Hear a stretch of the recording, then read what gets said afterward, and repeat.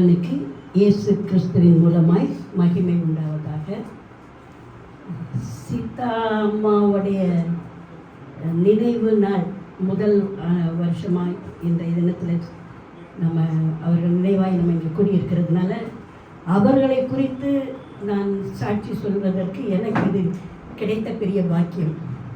ஏன்னா எங்கள் வீட்டில் மரணம் எங்கள் அப்பாவுக்கு நேர்ந்திருக்கு, எங்கள் அம்மா இறந்துருக்காங்க, எங்கள் அண்ணன் இறந்துருக்காங்க, எங்கள் அண்ணி இறந்துருக்காங்க.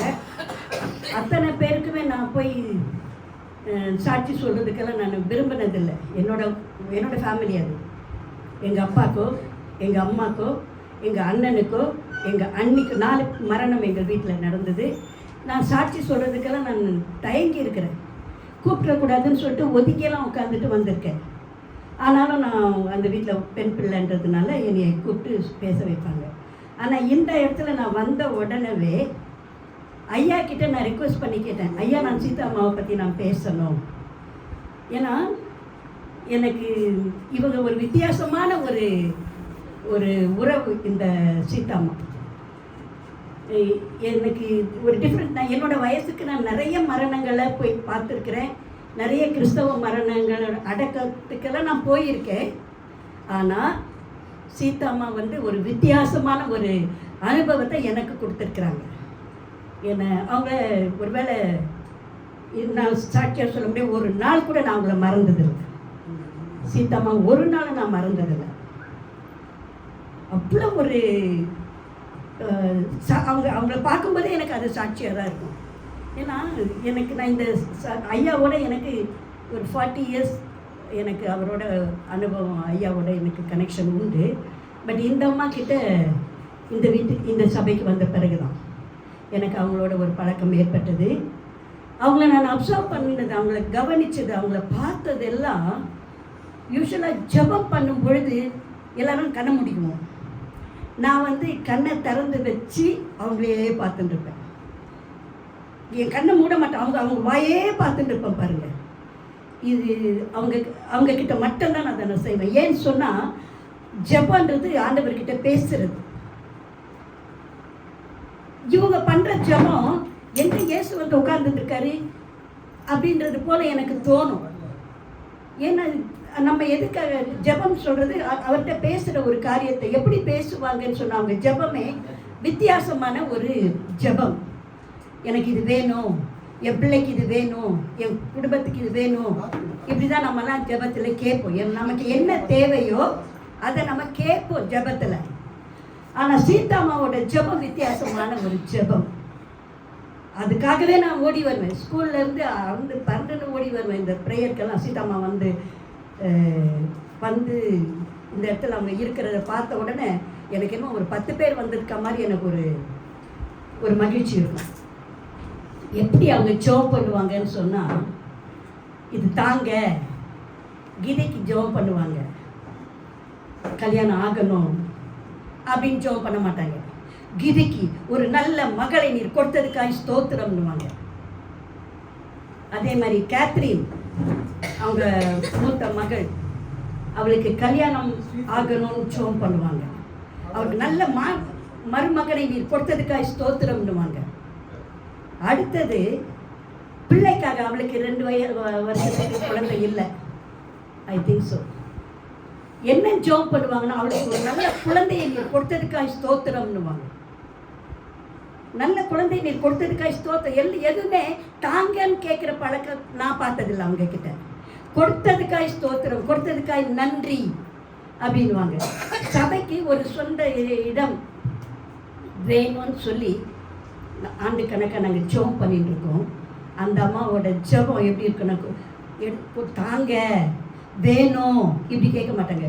நீர் கொடுத்ததுக்காய் ஸ்தோத்திரம், கட்டி கொடுத்ததுக்காய் ஸ்தோத்திரம், பணத்தை கொடுத்ததுக்காய் ஸ்தோத்திரம், ஆட்களை ஏற்படுத்தி கொடுத்ததுக்காய் ஸ்தோத்திரம். எத்தனை நன்றி, எத்தனை ஸ்தோத்திரம் சொல்லுவாங்கன்னு தெரியாத. நான் அவங்க முடிக்கிற வரைக்கும் அவங்கள தான் நான் பார்த்துட்டு இருப்பேன். கண்ணை மூடவே மாட்டேன் அவங்க ஜெபத்துக்கு. ஏன்னா அவ்வளோ இது ஒரு நம்பிக்கைன்னு சொல்கிறதா, பெற்றுக்கொண்டதுக்காக நன்றியா, இல்லை கேட்குற ஜெபத்தை தான் என் அனுபவத்தில் நான் பார்த்துருக்குறேன். பட் சீதாம்மா கிட்ட மட்டும்தான் இந்த மாதிரி ஒரு பாசிட்டிவ் எனர்ஜி எனக்கு கற்றுக்கிட்டேன். நான் கற்றுக்கிட்டேன் அவங்க கிட்ட இருந்து ஜெபிக்கிறதுக்கு. எப்படி சொல்றது, ஒரு வார்த்தை கூட தாங்கன்ற வார்த்தை அவங்க சொன்னதாவே நான் கேட்டது ஒருவேளை மற்றவர்கள் கேட்டிருக்காங்களா என்னன்னு தெரியாது. இது எனக்கு நான் அவங்க கிட்ட படிச்சுக்கிட்ட ஒரு பாடம். அடுத்தது அவங்களோட மரணம் என்னை வெகுவாய் பாதித்தது. நான் ரொம்ப நேசிக்கிறவங்கெல்லாம் இறந்து போய் யூஸ்வலாக இறந்துட்டாங்கன்னா அழுவோம் நம்ம. பட்டு சீதா அம்மாவோட மரணத்தில் அவ்வளோ ஒரு சந்தோஷத்தை நான் அனுபவித்தேன். ஒருவேளை அவங்க பிள்ளைங்க மருமக அவங்க யாருன்னா என்னை பார்த்துருந்தாங்கன்னா வந்து ஒரு அறை தான் கொடுத்துருப்பாங்க. என்ன நாங்களாம் துக்கத்தில் இருக்கிறோம், நாங்களாம் அழுதுன்னு இருக்கிறோம், உனக்கு எங்கேருந்து ஒரு சிரிப்பு வரணும். பாட்டு பாடும்போது கூட என்னை பக்கத்தில் இருந்து இந்த சிஸ்டர் நீங்கள் யாரோ ஒருத்தங்க என்னைய தட்டினாங்க, சிரிக்காதீங்க, சிரிச்சுன்னு பாடாதீங்க. ஏன்னா எனக்கு அவ்வளோ சந்தோஷமாக நான் பாடினேன். ஏன்னா அவங்க பரலோகத்தில் இருக்கிறாங்க, இந்த உலகத்தை விட்டு அவங்க போயிட்டாங்களே ஒழிய அவங்க இதை விட சந்தோஷமான இடத்துக்கு போயிருக்காங்க, நிம்மதியாக இருக்கிறாங்க. ஏன்னா அந்த இடத்துக்கு போகிறதுக்கு தான் வாஞ்சிக்கிறோம், அந்த இடத்துக்கு போகிறது தான் நம்மளுடைய ஏமே, நம்மளுடைய முயற்சியை, கோலே அதுதான். அவங்கள நாங்கள் பார்க்குறேன். அதனால் இது எந்த ஒரு மரணத்துலேயும் நான் இப்படி சந்தோஷமாக நான் பாடினதில்லை, அனுபவித்ததில்லை, சந்தோஷப்பட்டதில்லை. சீதாம்மாவோட அந்த சீதாம்மான்னு பேர் சொன்னாலே என்னை பரவத்துக்கு அங்கே வந்து கூட்டின்னு போகிற மாதிரி தான் நான் ஃபீல் பண்ணுறேன். ஏன்னா 100% இல்லை, மோர் தென் 100% கர்த்தருடைய சமூகத்தில் அவங்க இருக்கிறாங்க. அந்த இடத்துக்கு போகிறதுக்கு தகுதி வேணும்னா அவங்கள போலவே அந்த நம்பிக்கையில் உறுதியாக இருக்கணும்.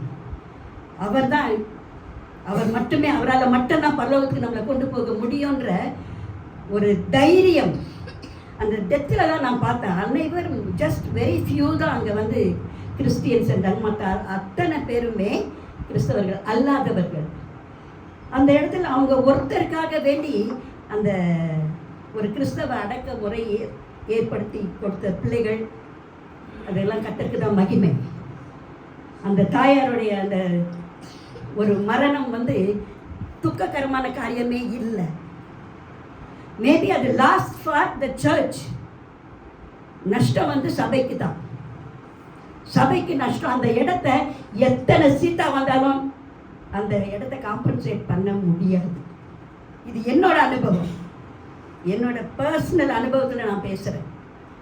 சீதாம்மா வந்து ஒரு பெரிய இழப்பு தான் எங்கள் சபையை பொறுத்த வரைக்கும். அதுபோல் எத்தனை இன்னும் எழும்புற மாதிரி எனக்கு தோணலை.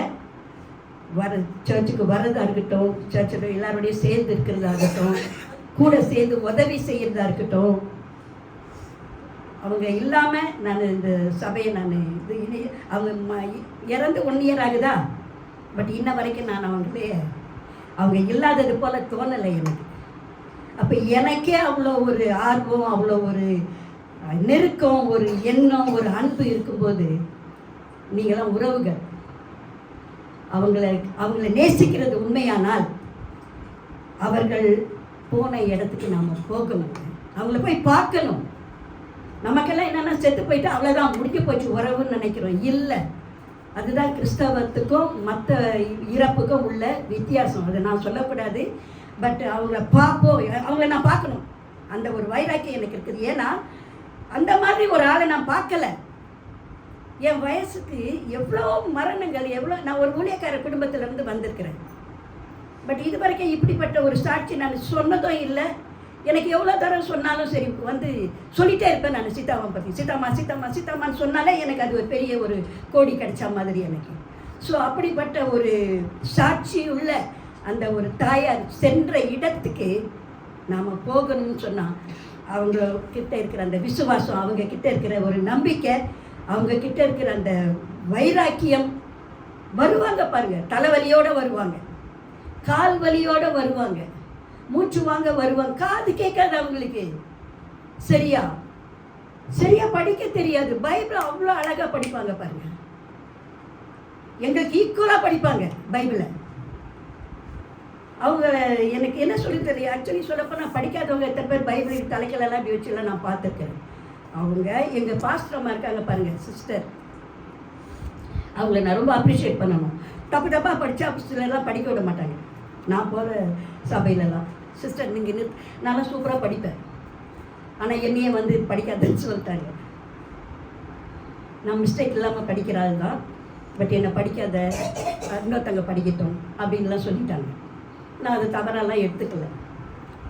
பட் சிஸ்டர் இருக்காங்களே, பொறுமை பொறுமை பொறுமை, அழகாக அவங்க படிக்கிற வரைக்கும், அவங்க படித்து முடிக்க அவங்களோட போர்ஷன் அவங்க தான் எல்லாரையும் படிக்க வைப்பாங்க அவங்க.